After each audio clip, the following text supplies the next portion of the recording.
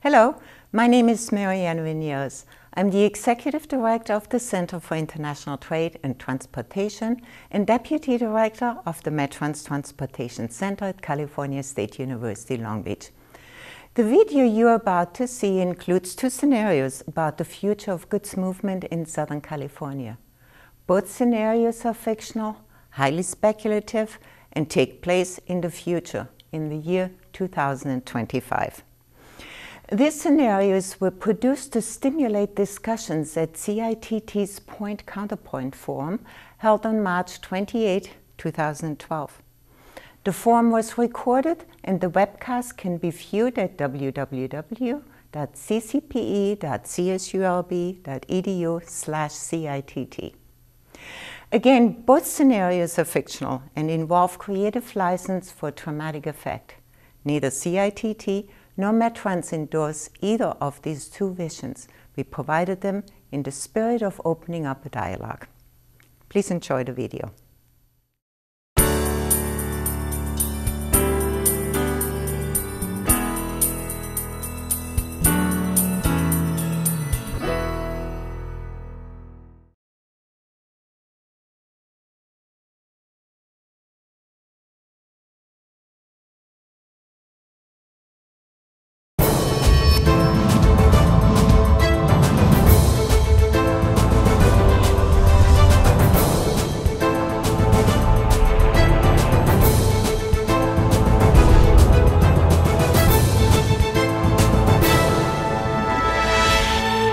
Welcome to the Southland News Network 6 o'clock report on this day, April 1st, 2025. I'm your host, Bob Perkins.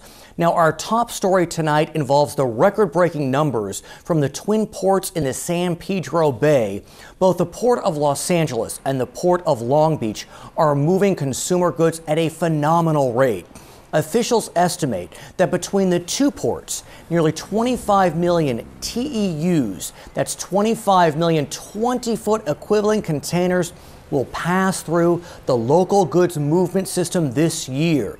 These volumes would have been unattainable 15 years ago. So looking back at those difficult years, between 2009 and 2012, it was tough to envision the future level of demand and the simultaneous environmental sustainability of the harbor. As part of that backdrop, there was a general economic malaise across the national landscape. It was also a time of congressional gridlock and massive federal and state budget deficits. To make matters worse, there were major disagreements, regionally, locally, and within the community, over the issues of growth, land use, air quality, quality of life, the scope of adequate infrastructure improvement, and technological upgrades with the labor's-related concerns. All of these unresolved issues threaten to accelerate a market share decline in the San Pedro Bay as the world economy suffered through several serious downturns. At the time, competition for jobs and cargo intensified as newer corridors through Canada, Mexico, and the expanded Panama Canal made alternative ports and delivery routes for shippers much more attractive. To help analyze our past and how we successfully navigated the transition toward achieving today's milestone announcement, we have with us on a live link Dr. Jeremy Sanders. Dr. Sanders is an economist and a professor of transportation and urban planning at South Bay University. Welcome, Dr. Sanders, and thank you so much for joining us. Thank you for inviting me. It's a pleasure to be here, Bob. Okay, so let's cut to the chase, sir. Given all the problems I just mentioned in 2009 to 2012, how did the situation in the San Pedro Bay and in goods movement generally finally get turned around? I mean, some folks thought we were going to become an afterthought in goods movement with discretionary cargo taking flight through Panama, Canada, Seattle, Tacoma. Well, from my perspective, looking back, I believe the pivotal moment occurred during the election cycle of 2012.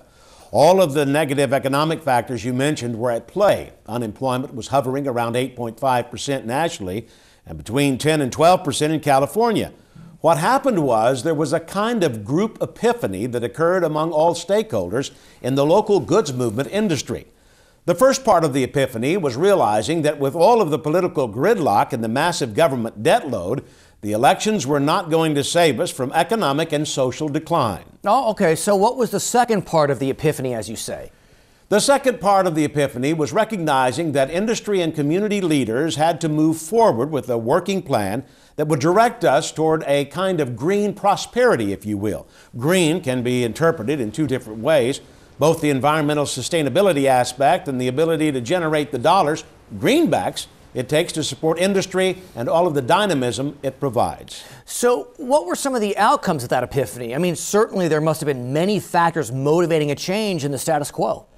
Of the many changes that occurred, the primary and most important one was the desire to meet each other halfway. This spirit was embodied by everyone involved within the industry, local government, and the community. Many were certainly motivated by enlightened self-interest, but nonetheless, the movement toward collaboration was the key. One of the results of this collaboration was the creation of a joint powers regional goods movement authority known as the RGMA. And what was the point of this RGMA? The purpose of the Regional Goods Movement Authority was to provide oversight, strategic planning, direction, and yes, assess and collect fees as appropriate to stimulate change and improvement. The RGMA kept the focus on two things, efficiency and environmental sustainability. To some, it was a big surprise that sustainability and growth could occur simultaneously, actually in concert with one another in a complementary fashion. Okay, so let's break it down further. On the one hand, industry was always looking for opportunities to grow, but on the other hand, the community activists perceived more trucks and trains and containers as simply more pollution and more congestion and more health problems and a reduced standard of living. So how did that basic contradiction become reconciled? There were good reasons for both sides to give ground when compromising for the benefit of the other side. In the case of industry, regardless of state legislative action or civil litigation, it was clear that congestion and pollution had to be mitigated as much as possible just to make the terminals and surrounding areas functional at a higher volume level. Now, when you solve the congestion issue, you've also started to solve a big part of the pollution issue. Using alternative fuels, cleaner trucks, and natural gas vehicles helps tremendously, as does implementing alternative marine powering for ships at berth. Also, as a practical matter, it's hard to work in an environment that disables the workers because the air quality is so poor. No one wants to wear a gas mask just to be able to go to work at the docks. So you mentioned the grueling litigation by residents living in the shadows of the big cranes. Now, many of those litigants had experienced trucks jamming the freeways during rush hour.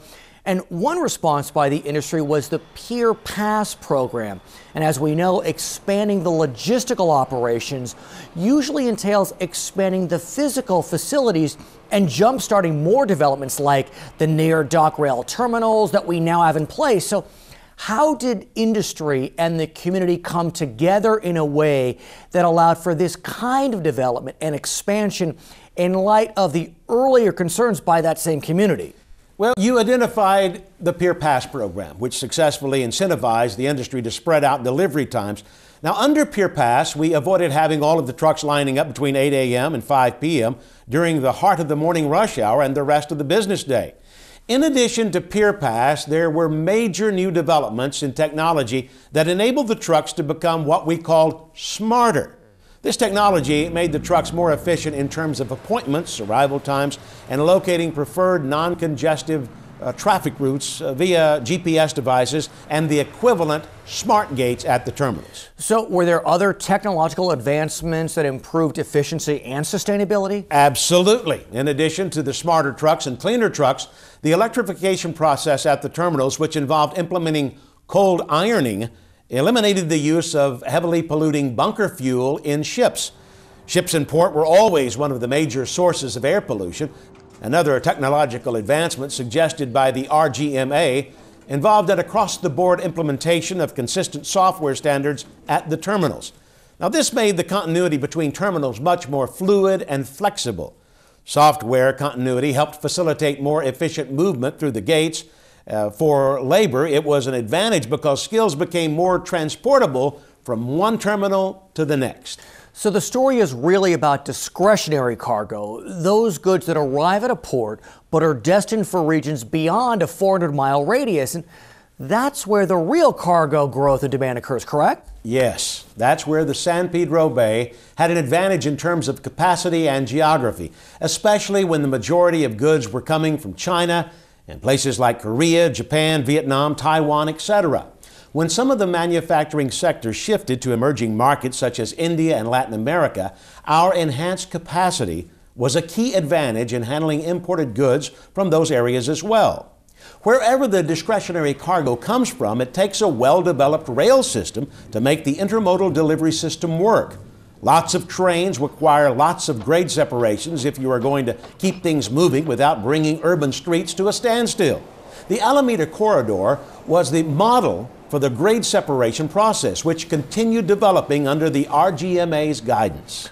Doctor, I want to address the community's reaction to all of this and how the activists were able to find common ground with the industry and its growth.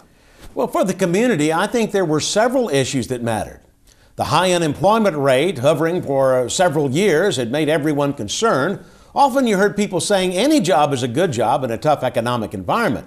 It became clear that a lot of the jobs related to the ports and warehousing were not just good jobs, they were really great jobs compared to work in other service sectors that offered low pay.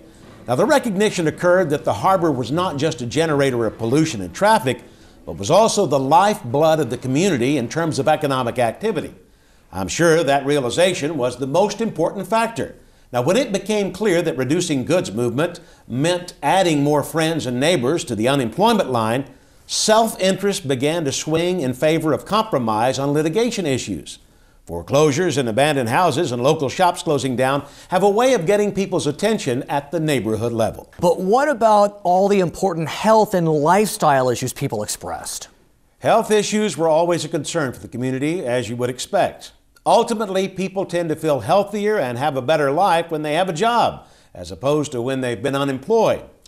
Cleaner trucks and alternative fuels also made the air cleaner, so the industry was starting to pass the all-important smell test, quite literally and figuratively.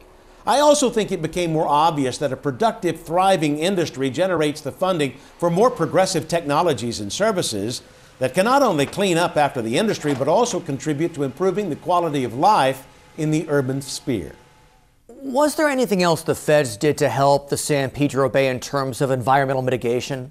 Well, because local industry and local leaders took control of matters in the harbor, the feds were able to assist the local efforts and cast an approving eye on the environmental programs underway in these green ports.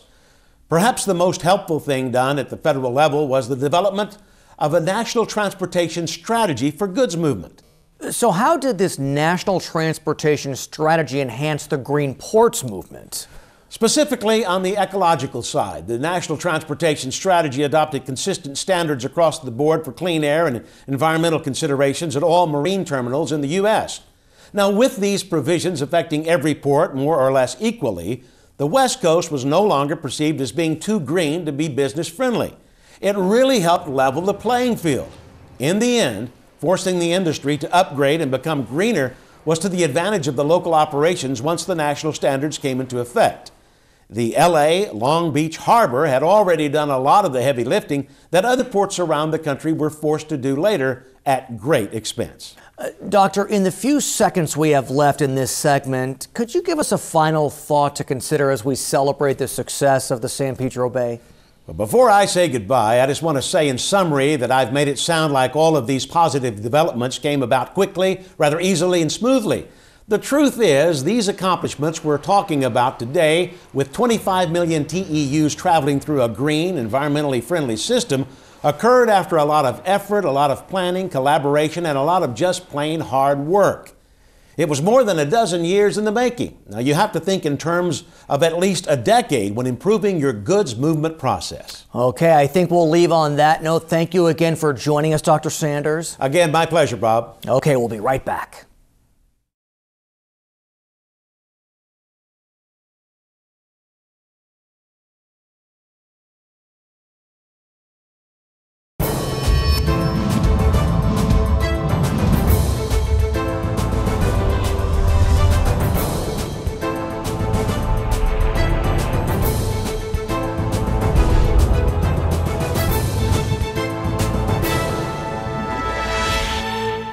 Welcome to the Southland News Network 6 o'clock report on this day, April 1st, 2025. I'm your host, Bob Perkins.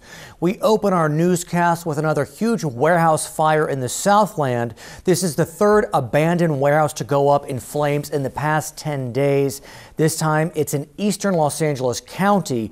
The first one was in the harbor area and the second one in San Bernardino County. So far, no one has come forward to claim credit for any of these fires, and authorities do not know if there is any connection between the three blazes other than a possible copycat motive with the last two. What these fires do have in common is they all occur at night. All three of the buildings were completely empty. Containing these infernos requires significant resources from local firefighting agencies because the fires involved huge structures. There is always the threat that flames will spread to adjacent buildings. We've invited a guest with an interesting perspective on the fires to join us tonight for a discussion about them. He is Dr. Jeremy Sanders, an economist and a professor of transportation and urban planning studies at South Bay University. He is with us on Live Link. Welcome, Dr. Sanders, and thank you for joining us on the program. Thank you for having me, though I wish it was under better circumstances.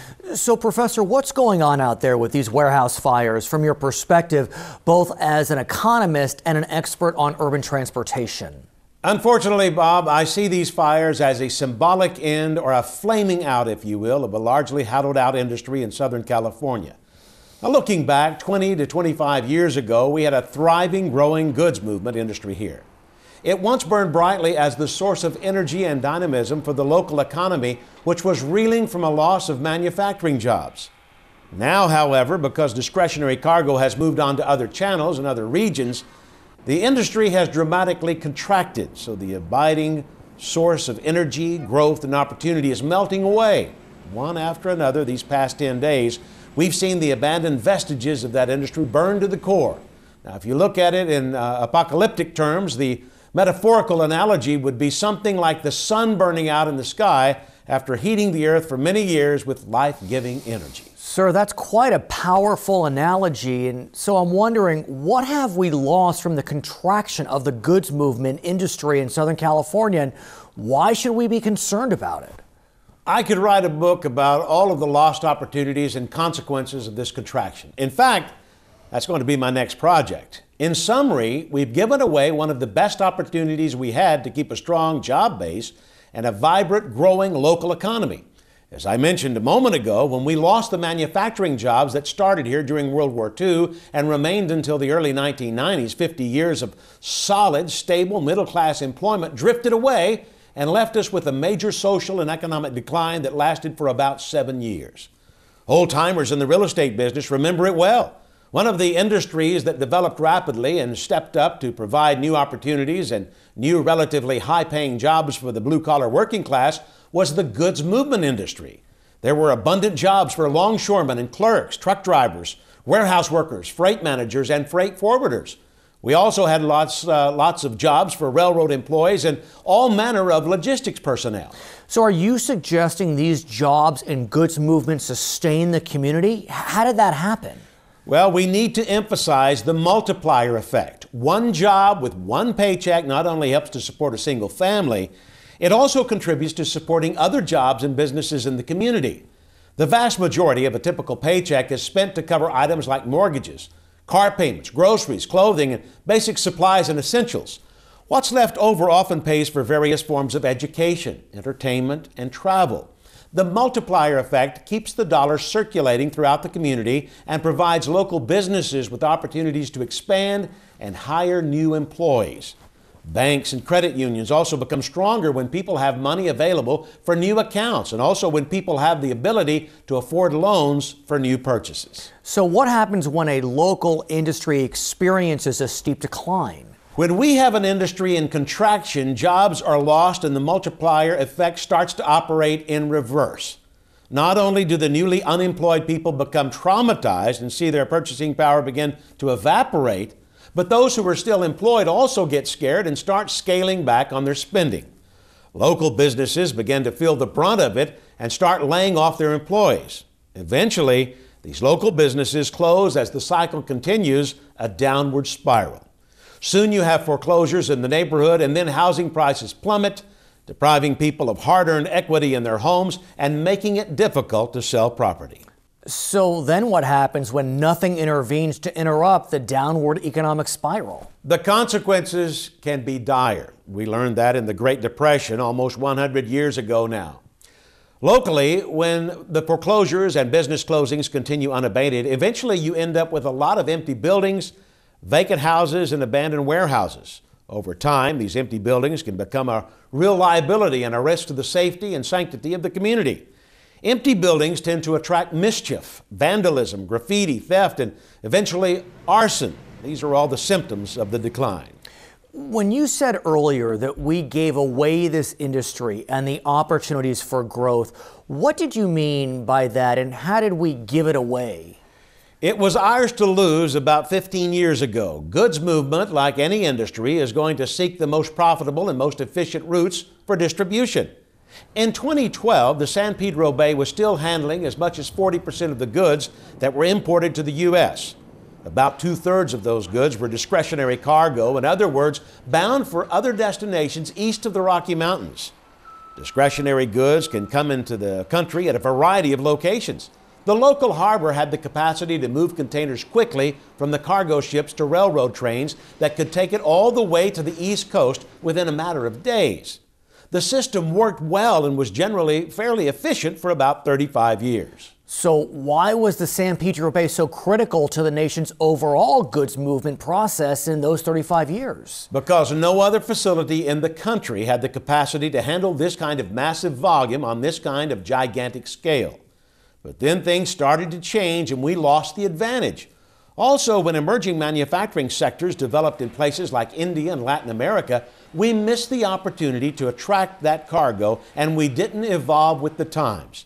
And what's worse, we allowed ourselves to be picked apart by our competition while we failed to settle our own local conflicts. And what were those conflicts that allowed our competitors to pick us apart, as you say? The primary conflict was a lack of collaboration and a lack of vision about the consequences of not cooperating with one another. Now, when ports have to spend their time and resources fighting court battles or threats of litigation, it becomes difficult to do the kind of strategic work which will develop future operations. Environmental impact processes that take forever keep everything in limbo. When the state legislature imposes environmental standards that are a major impediment to growth of any kind in transportation, this also sends a signal to the shippers who are shopping around for better alternatives. Now, regarding pollution, are you suggesting that people have to put industry's needs ahead of their own health, well-being, and quality of life? No, I'm definitely not saying that. People should expect to live in a relatively clean environment where the quality of life is good. Industry needs to be a careful steward of its resources and be mindful of the impact on the community. At the same time, industry can't do everything at once. The important thing is to make progress, to adjust to circumstances as they arise, and to be leaders in the kinds of innovative change that make industry sustainable for everyone. The industry tried to be as green as possible, but it wasn't doing enough or doing it fast enough for some. I don't know if it would be completely fair to blame the industry's decline on health concerns by the community. I mean, surely it's more complicated than that. What else happened to hasten the decline? Well, on another note, it's important to talk about the intersection of fees and bonds. Container fees are the elastic conduit from cargo movement to infrastructure development.